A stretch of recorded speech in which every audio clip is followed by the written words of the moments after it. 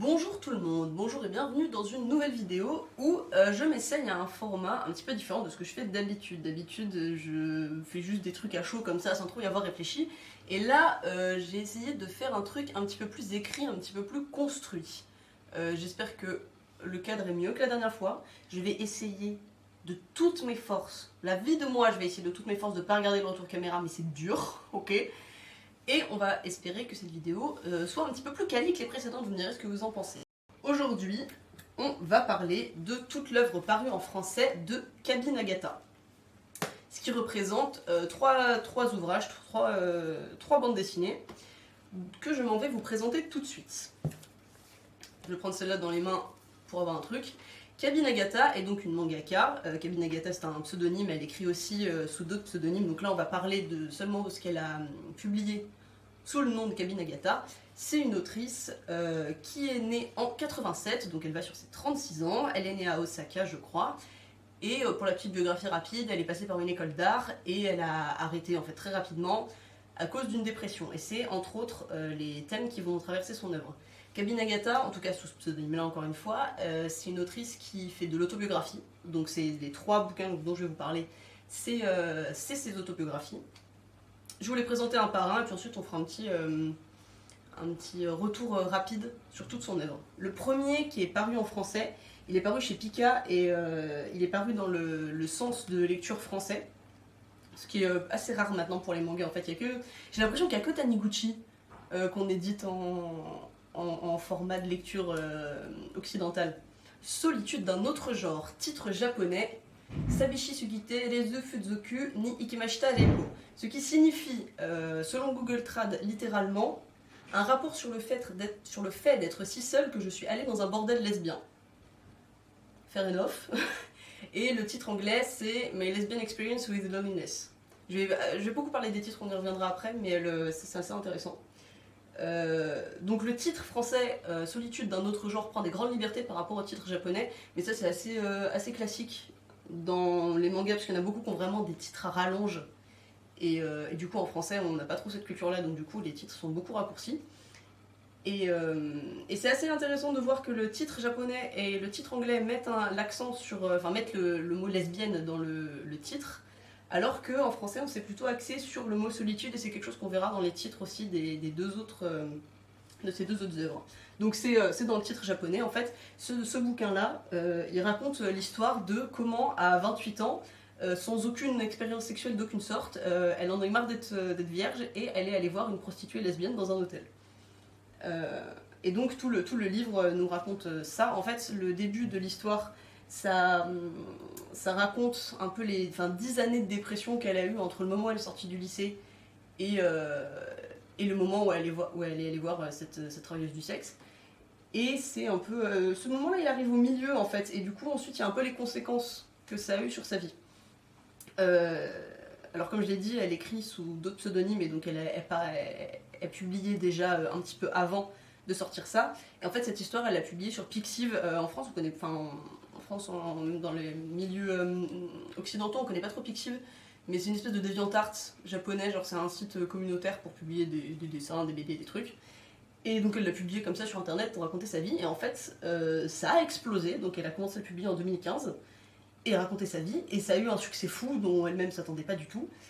Et c'est paru donc en volume relié au Japon en 2016, et alors par contre pour la publication française, je suis un gros gland, j'ai même pas vérifié, je crois que c'est 2018. Eh vas-y, le mec il prépare ses vidéos, mais en fait il les prépare pas. Bah de toute façon c'est pas écrit, bon c'est paru plusieurs années après, je crois que c'est 2018. Et donc c'était pas quelque chose qu'elle pensait montrer au monde entier, elle l'a juste publié sur internet comme ça, et c'était pas prévu que ce soit un livre. Donc quand c'est sorti en volume relié, même au Japon, forcément elle a rajouté des chapitres, elle a rajouté une introduction, etc. pour en faire un beau volume, et donc c'est un peu cette œuvre-là qui a lancé sa carrière donc sous le nom de Kabinagata, et qui a lancé aussi qui a assis son style avec tout noir et blanc, sauf une couleur, et là en l'occurrence c'est du rose, donc pour montrer un petit peu à quoi ça ressemble à l'intérieur. C'est des dessins assez simples, un peu, alors j'allais dire cartoon, non, c'est du manga, mais c'est pas du chibi, mais c'est des dessins très simples, un petit peu strip, etc., avec Quand il y a une touche de couleur, c'est seulement du rose. Elle fait des cases toujours en largeur, elle fait pas beaucoup de cases hautes, et c'est souvent un découpage assez simple avec des cases en horizontales et beaucoup de texte. Beaucoup de texte parce que c'est une écriture personnelle, c'est de l'autobiographie, et donc elle a besoin de raconter beaucoup de trucs, et donc souvent on a une case avec un dessin au milieu et du texte des deux côtés. Donc c'est assez verbeux comme BD, mais c'est plutôt chouette parce elle écrit très bien. Donc ouais, c'est ce que je disais, elle aborde des thèmes très intimes dans ce volume-là, donc sa découverte de la sexualité et de la prostitution, spoiler, ça ne marche pas. Ça ne marche pas, elle se rend compte que ça ne va pas régler magiquement tous ses problèmes. Mais il y a quand même un regard assez bienveillant qui est porté sur le travail du sexe, et il y a pas de... Enfin, elle a plus honte, elle, de recourir à une travailleuse du sexe que... Enfin, elle considère pas le travail du sexe comme un truc dégradant. Enfin, elle a honte d'elle-même et pas de la meuf qu'elle va voir. Et cette histoire-là, donc, même si le titre et le point de l'histoire, c'est qu'elle va voir cette travailleuse du sexe, en réalité, elle parle énormément de sa dépression qui a duré au moins 10 ans depuis de sa sortie du lycée au moment où elle va voir cette meuf-là. Et ça fait que c'est un... Donc ce premier volume-là, il est pas... Alors c'est pas qu'il est fourre-tout, mais c'est qu'il aborde beaucoup de trucs. Parce qu'en 10 ans, il s'en passe des trucs. Surtout 10 ans quand t'es en dépression, enfin, il y a des choses à dire, quoi. Et du coup, c'est assez... Il y a beaucoup de choses qui sont très survolées. Et des fois, elle lâche des bombes. Enfin, c'est pas des bombes, mais... Vu que c'est de l'autobiographie, en fait, on a l'impression qu'on sait toute sa vie, on a l'impression qu'on a accès à toute sa vie. Et des fois, elle lâche des infos, tu te dis, ah ouais, d'accord. C'est des trucs... Enfin, c'est des trucs un peu débiles, mais c'est des trucs du style... Quand elle s'est dit, ok, je vais aller voir une professionnelle, faut que je prenne un peu sur moi, faut que je ressemble à quelque chose. Et du coup, elle dit, j'ai commencé à prendre un bain tous les jours, alors qu'avant, je me lavais tous les 5 jours. Et t'es en mode, ah ouais, tu te laves, ok, d'accord, très bien, on en était là. Enfin, c'est pas que c'est gravissime, mais c'est ce genre de petits trucs. On se dit, ah ouais, la meuf, elle va pas très bien quand même. Ou... Ouais, c'est assez étrange parce qu'on a l'impression, du coup, qu'elle est un peu déconnectée de la réalité, alors qu'en fait, c'est juste que, enfin, il y a quoi, ça fait 140 pages ce truc, donc c'est sûr que tu peux pas résumer 10 ans en 140 pages. Mais du coup, ça donne un truc assez étrange où il y a des trucs qui semblent hyper. Enfin, où t'as envie de t'arrêter dessus en disant, ah ouais, t'es sûr? C'est chaud un peu. Et en fait, c'est complètement survolé et c'est pas du tout ça le point de l'histoire. Et je dirais que alors, spoiler, c'est très très bon. Moi, j'ai vraiment adoré ce bouquin. Je l'avais découvert, alors je l'avais acheté à Angoulême il y a au moins 2 ou 3 ans. Je sais plus. Je l'avais découvert un peu comme ça au pif et j'avais vraiment surkiffé parce qu'elle a. Déjà, elle a une écriture, un dessin qui est très agréable. Son dessin un petit peu. Un petit peu cartoon, un petit peu mignon avec des grosses têtes, des gros yeux et tout. Il marche très bien parce qu'elle maîtrise à la fois un peu la caricature et des scènes plus réalistes, notamment les décors qui sont... Enfin, elle en fait quasiment jamais, mais quand elle en fait, ils sont très beaux. Et donc du coup, on sent que c'est vraiment un choix de faire un truc minimaliste et que c'est pas juste qu'elle sait pas dessiner. Et elle alterne très bien entre ces deux trucs-là, donc d'avoir des persos un peu mini, un peu simplifiés, et des décors qui sont vraiment réalistes, qui sont vraiment chouettes. Donc, très bon, mais je dirais comme... c'est un peu faible en fait, dans le sens où elle parle de beaucoup de choses dans un ouvrage qui est tout petit, et c'est sûrement dû au fait qu'elle n'a pas pensé son livre comme un tout, en fait, juste à balancer sa vie, et donc c'est ça qui rend le truc, qui donne un peu une impression bizarre, parce que les thèmes sont peut-être pas assez hiérarchisés, sont peut-être pas assez classés, sont peut-être pas assez construits. Et même si ça reste agréable à lire, ça donne un effet un peu étrange à la lecture d'impression d'un peu de bazar, même si encore une fois ça reste agréable à lire. Et c'est quelque chose qu'on va voir aussi avec, transition de malade, avec le deuxième livre qu'elle a paru qui s'appelle Journal de ma solitude. Celui-là, il est paru en 2016, il a commencé à être publié en 2016.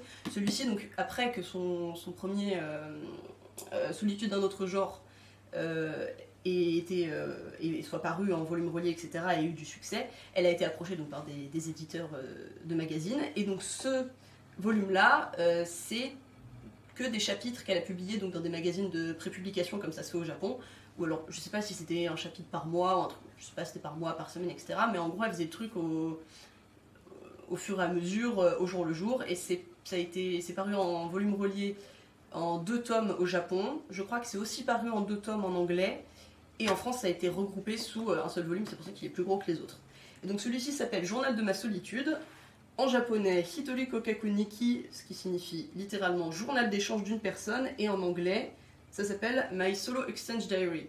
Donc ce côté journal, pour parler des titres, le côté journal on le retrouve à chaque fois, et c'est effectivement la forme que ça prend. Ça prend la forme d'un journal qu'elle écrit à elle-même. Elle raconte dedans qu'elle faisait ça quand elle était au collège, qu'elle écrivait dans son journal comme si elle s'écrivait des lettres à elle-même.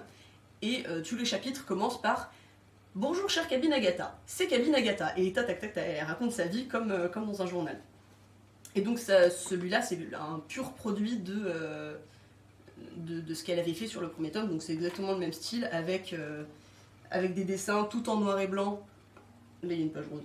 Tout en noir et blanc avec juste du rose pour apporter un peu de profondeur et tout, il n'y a pas d'autres couleurs. Et c'est la même formule, c'est des cases horizontales avec beaucoup de texte dans des petits carrés là sur les côtés. Et elle reprend la même formule d'alterner entre parfois des explications avec des petits schémas, en fait pour parler d'elle-même, pour parler de ses émotions, etc. Souvent elle fait des petits schémas avec des petites flèches en mode oui alors ça c'est mes parents, ça c'est crack, des petits... ouais, des schémas avec des flèches et tout machin pour expliquer. Et la page d'après, t'as un environnement de ville super réaliste et tout, un bête de décor et super truc. Et la case d'après, c'est juste un grosse tête comme ça au milieu avec le minimum de traits. Et j'en viens un peu au souci de cet ouvrage-là. À mon sens, c'est le plus faible entre guillemets qu'elle a fait, même si encore une fois, il m'a beaucoup plu et il reste très chouette. C'est le plus faible dans le sens où, puisque c'est quelque chose qu'elle fait un peu au jour le jour, elle n'a pas beaucoup de recul sur les événements. Et vu qu'elle parle de sa vie de tous les jours dès que ça vient de se passer, elle n'a pas le temps de classer les événements, de ficeler un truc global, elle n'a pas de recul sur sa situation, elle n'a pas de vision d'ensemble sur ce qu'elle raconte. Et pour moi, c'est ça qu'en fait un livre qui est un petit peu fourre-tout. Encore une fois, c'est très intéressant parce que il se passe des trucs dans sa vie, t'as envie de savoir, t'es impliqué parce que t'as accès à toutes ses émotions, t'as accès à tout ce qu'elle pense. Il y a un chapitre où elle dit qu'elle a un date avec une meuf et tu dis oh là là, comment ça va se passer et tout machin. Et puis elle en reparle dans le chapitre d'après, elle dit ah, est-ce que vous vous rappelez Alors c'est drôle parce qu'elle s'adresse au lecteur comme si tout le monde le lisait dans le magazine de prépublication. Donc elle dit est-ce que vous vous rappelez, il y a un mois j'avais dit ça et tout machin. Alors que toi t'as le même. C'est un seul livre quoi, donc tu le dis tout d'un coup, donc c'est assez drôle. Mais du coup, ouais, c'est agréable de suivre au jour le jour parce que. Alors, c'est agréable parce que. On voit comment évolue sa pensée en fait. On voit comment elle évolue, on voit comment parfois elle change de point de vue sur un sujet. Et ça c'est assez chouette. Mais ce côté positif là est contrebalancé par le fait que bah oui du coup ça donne un ensemble qui est assez décousu et parfois assez inégal. Et ça elle en parle surtout dans sa 3e BD dont on parlera après. Il est assez inégal, il y a des chapitres, c'est pas qu'ils sont mal dessinés, mais c'est que ils sont un peu faibles. C'est un peu insuffisant. Parce qu'il y a certains chapitres qui ont été écrits à des moments où elle allait vraiment pas bien, mais il fallait quand même qu'elle fasse son chapitre pour le magazine, et donc c'est inégal à ce niveau-là. Il y a des chapitres qui sont très travaillés, et d'autres qui sont un peu faibles, parce que c'est un moment où elle allait pas bien, où elle n'arrivait pas à vraiment dessiner comme elle voulait. Et donc celui-là, puis en plus, alors, au-delà du fait que c'est au jour le jour, elle n'a pas de thématique, et c'est aussi ça qui pose souci. J'ai l'impression qu'on dit que je raconte que les problèmes de celui-là. Je l'adore, hein, mais je manque sur les choses intéressantes à dire.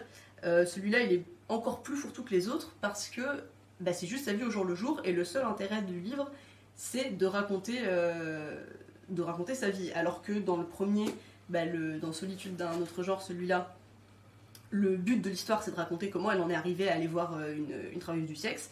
Et il y a un autre thème, on y viendra sur le troisième manga qu'elle a publié, alors que celui-là, il n'y a pas de fil conducteur en fait.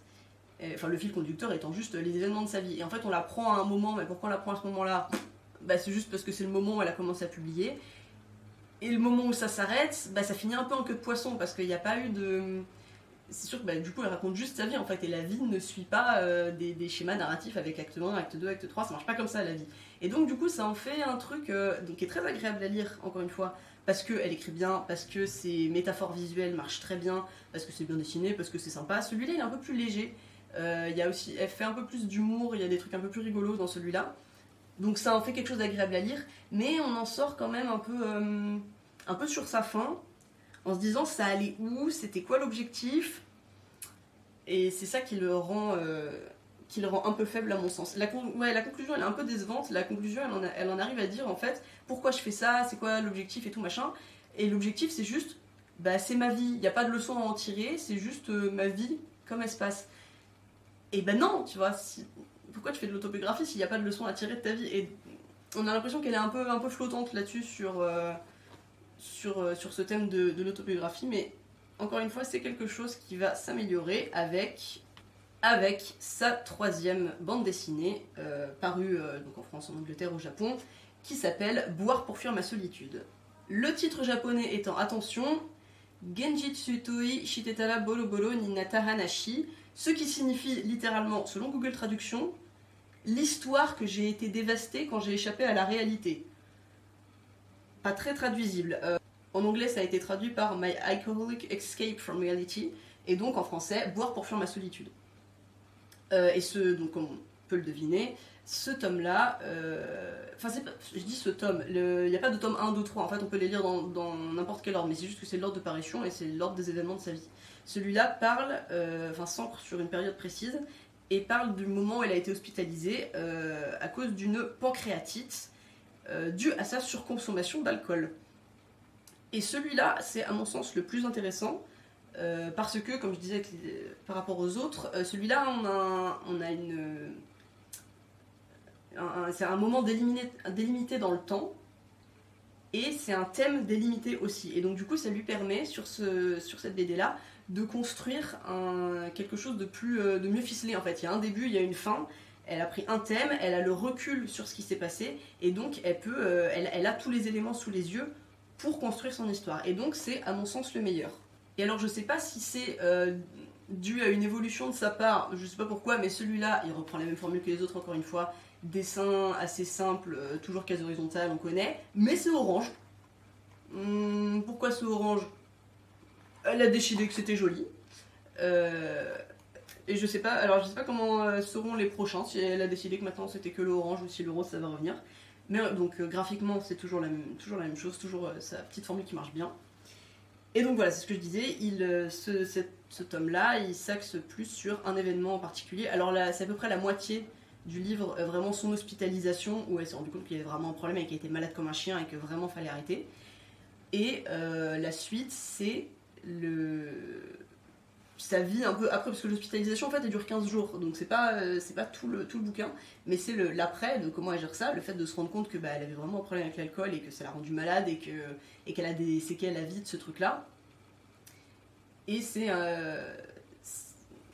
comment sa pensée évolue par rapport à ça. Et ce qui est très intéressant dans ce volume là, c'est qu'à la fin, donc elle parle de comment ça va impacter son art, parce qu'elle dit qu'elle voulait pas raconter ça en BD. C'est ça qui est assez intéressant avec ce tome.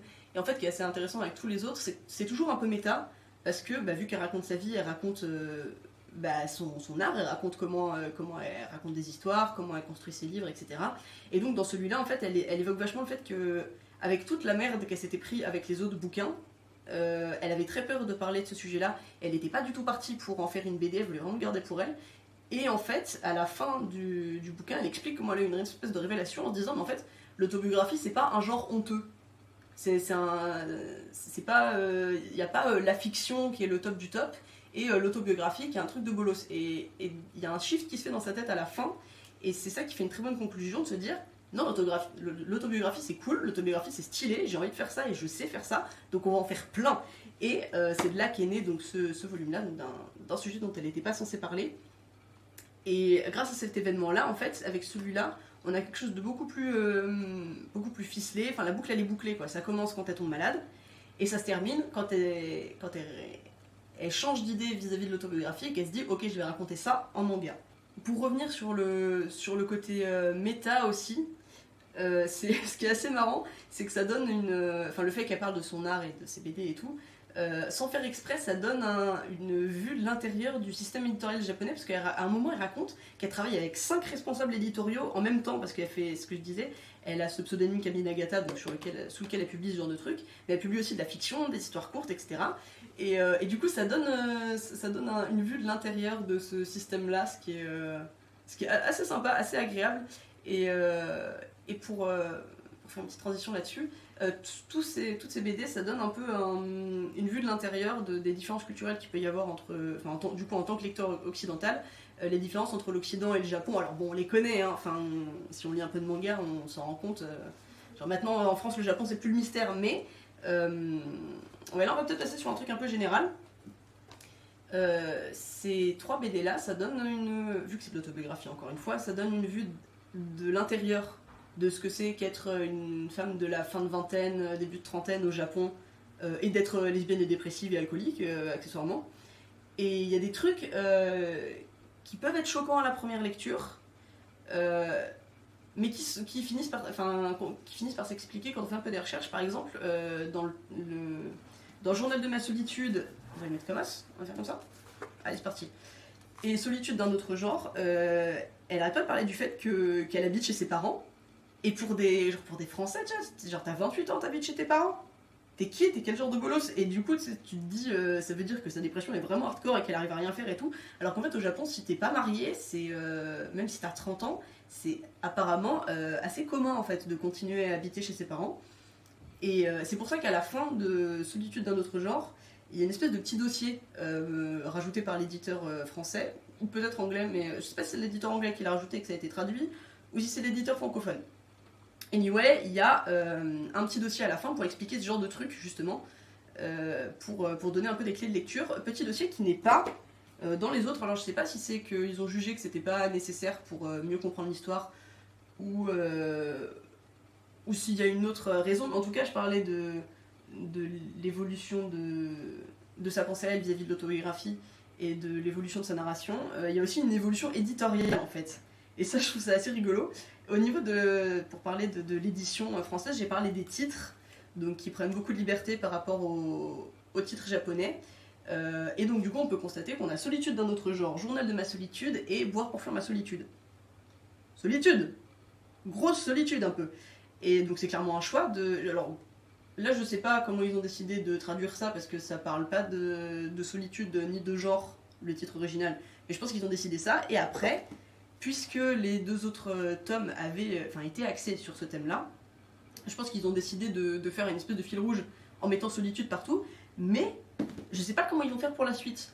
Parce que, alors si j'ai bien tout compris, elle a une 4e BD qui a été publiée au Japon et au moins en anglais, qui s'appelle Meiso Senshi Nagata Kabi. Alors de ce que j'ai compris, Meiso Senshi ça veut dire guerrier égaré, et le titre anglais c'est My Wandering Warrior Experience, donc mon expérience de guerrier errant. Alors, je lance les paris, je vais prendre des risques à tout hasard, je pense que quand ce sera publié en français, il y aura guerrier solitaire dans le titre. Genre là, ça va, on va pouvoir caser la solitude quelque part. Par contre, j'ai cru comprendre aussi que alors, je crois qu'elle c'est pas encore sorti au Japon, mais qu'elle travaille en ce moment sur une autre BD qui parlerait de ses troubles du comportement alimentaire, qu'elle évoque un peu dans Solitude d'un autre genre, mais qui reviennent quasiment pas après. Donc là, je sais pas comment ils vont caser Solitude. Et donc, de ce que j'ai compris, Meizo Senshi Nagata Kabi, l'histoire du guerrier, ça parle de son rapport à l'amour et au mariage, parce que du coup, après, on en a des passages, enfin, elle parle un peu de ça, donc forcément dans Solitude d'un autre genre, mais aussi dans Journal de ma solitude, elle raconte qu'elle cherche quelqu'un, elle cherche l'amour en fait dans sa vie pour plus être seule. Et je crois que donc, le 4e qui est déjà paru en anglais parle de ça. Donc j'ai hâte qu'il sorte en français pour pouvoir le lire. Et donc je pense qu'elle va continuer, j'ai l'impression qu'elle va continuer sur sa lancée de l'autobiographie, parce que c'est cool et qu'elle raconte très bien sa vie. Et qu'elle va continuer, comme elle a fait pour celui-là, à s'axer sur des thèmes particuliers, ce qui est une très bonne idée, à mon sens, parce que c'est ce que j'ai expliqué, les autres ils partent dans beaucoup de choses, et du coup ça rend la lecture un peu décousue. Donc de ce que j'ai compris, il y en a un sur un peu l'amour et le mariage, etc. Et moi ça m'intéresse pas mal de savoir comment ça se passe au Japon, ce genre de truc. Et parce que la perception du mariage, etc. Et donc celui qui porte sur ses troubles alimentaires, je trouve ça enfin ça m'intéresse aussi, et je trouve ça cool encore une fois qu'elle s'axe sur un thème plus précis et plus restreint. Et ça, il n'y a aucune annonce là-dessus, mais dans ce tome-là, elle parle un tout petit peu du fait qu'elle a un TDAH, enfin un trouble de l'attention, et je sais pas si elle va, si elle prévoit d'en faire quelque chose, parce que ce serait sûrement très intéressant, mais j'ai pas l'impression qu'elle en fasse grand cas, enfin en tout cas dans ce tome-là, elle en parle un petit peu parce qu'elle parle des médicaments qu'elle prend, et elle en parle un tout petit peu, mais c'est un peu un non-sujet. Bon après c'est que c'est pas le thème du bouquin, mais ça pourrait être intéressant, et genre c'est entre guillemets pas rien, genre enfin si t'as un TDAH ça fait quelque chose dans ta vie, tu vois, mais j'ai l'impression qu'elle en fait pas trop, elle en fait pas grand cas, donc je sais pas quelle est la perception de ce genre de troubles mentaux au Japon, mais du coup ça m'intéresse beaucoup de savoir ben ouais, ce qu'elle en pense, à quoi ça ressemble, quel impact ça a sur sa vie, quelle importance ça prend dans sa vie et tout. Pour conclure sur Kabi Nagata, c'est clairement une autrice à suivre pour moi. Moi, je vais avidement suivre toutes ces publications en français. J'ai très hâte que sa 4e BD elle sorte en français. Donc c'est une autrice qui a un trait que je trouve très agréable, qui se prête bien à l'autobiographie parce que c'est un trait un peu mignon, un peu mignon, stylisé et tout, qui rend la lecture fluide et agréable. Et en même temps, encore une fois, c'est ce que je disais, elle maîtrise très bien des choses plus académiques comme des décors très construits, et elle maîtrise aussi très bien les métaphores visuelles, que ce soit avec ses petits schémas ou avec... Il y a des pages par exemple où elle se sent coupable, et du coup elle se dessine elle avec son cœur qui est serré par une corde et tout, et c'est juste 2 cases, c'est pas une métaphore qui revient, etc. Mais elle arrive très bien à mettre en image ses émotions et ses sensations, et c'est ça qui me rend personnellement la lecture agréable. Et je trouve ça, alors peut-être que ça pourra déranger du monde, mais moi je trouve ça très agréable de voir son évolution, que ce soit dans son trait, dans la manière dont elle raconte, ou dans les thèmes qu'elle choisit d'aborder. Et en fait, quand on lit les... Je m'en étais pas rendu compte au début, c'est pas dans l'ordre. Voilà. Je m'en étais pas rendu compte quand je les ai lus les uns après les autres, parce que je les ai lus à plusieurs mois d'écart à chaque fois. Et là, je me suis tout retapé d'un coup pour la vidéo, parce qu'on fait son travail sérieusement ici. Et ouais, il y a vraiment une évolution dans qu'est-ce qu'elle a choisi de raconter, la manière dont elle a choisi de le raconter, et on sent qu'elle se cherche et qu'elle se trouve, et que ça marche, et que c'est super à lire, et qu'elle a des analyses super fines sur elle-même, et donc du coup pas sur elle-même, mais du coup sur des sentiments qui peuvent concerner beaucoup de gens en réalité. Et elle est à suivre. Pour moi, elle est à suivre. Elle peut vraiment faire des merveilles. Genre là, elle fait des trucs chouettes, et je pense qu'elle peut vraiment faire des merveilles. Et sur ce, je conclurai en disant que si vous avez lu Kabi Nagata, dites-moi ce que vous pensez de Kabi Nagata. Et si vous n'avez pas lu Kabi Nagata, lisez Kabi Nagata parce que c'est de la bonne cam. Si vous aimez l'autobiographie, si vous aimez les récits personnels qui parlent de choses intimes, voire très très intimes, je vous recommande chaudement Kabi Nagata. Dites-moi si c'est plus sympa, des vidéos un peu plus écrites, un petit peu plus préparées, ou si je continue à faire mes trucs à l'arrache à l'as-beul, à juste allumer ma caméra et raconter des conneries. Et en tout cas, moi ça me fait kiffer, donc j'essaierai de faire plus de rétrospectives comme ça, de trucs un peu plus thématiques sur un ou une artiste ou un ou une autrice, voilà, pas juste parler de « Ah salut, j'ai lu ça et tout machin ». Et j'essaierai de faire un peu plus de ça parce que ça me fait triper. Et sur ce, j'embrasse tout le monde et je vous dis à la prochaine fois.